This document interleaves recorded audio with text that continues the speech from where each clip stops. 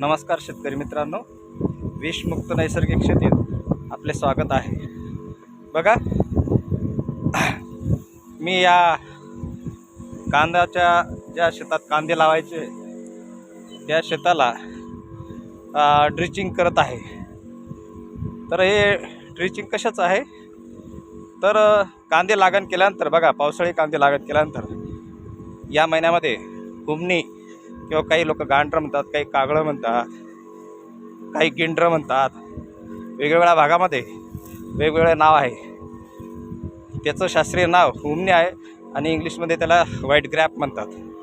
या हुमणीचं नियंत्रण, हे हुमणी काय करते, हे खताचं विघटन करण्याचं काम करते. पण ते करत असताना कांद्याचं नुकसान करत असते.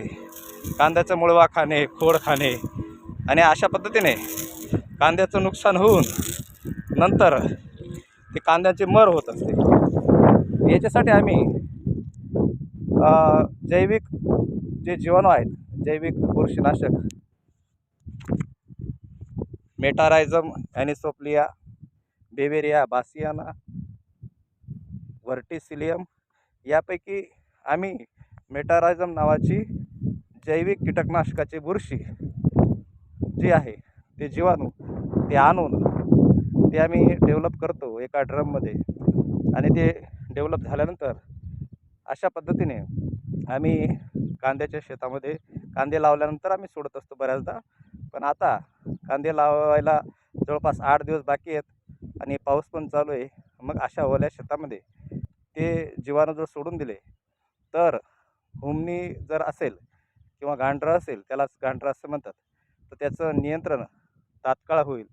कारण हे जे जीवाणू असतात हे हुमणीला खाऊन जगत असतात आणि अशा पद्धतीने हुमणीचं नैसर्गिक पद्धतीने आटोक्यात येत असतं किंवा नैसर्गिक पद्धतीने नियंत्रण होत असते.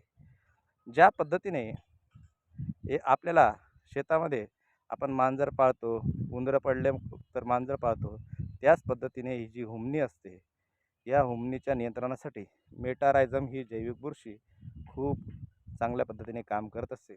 ते एक जैविक कीटकनाशक म्हणून काम करते. धन्यवाद. जय गोमाता.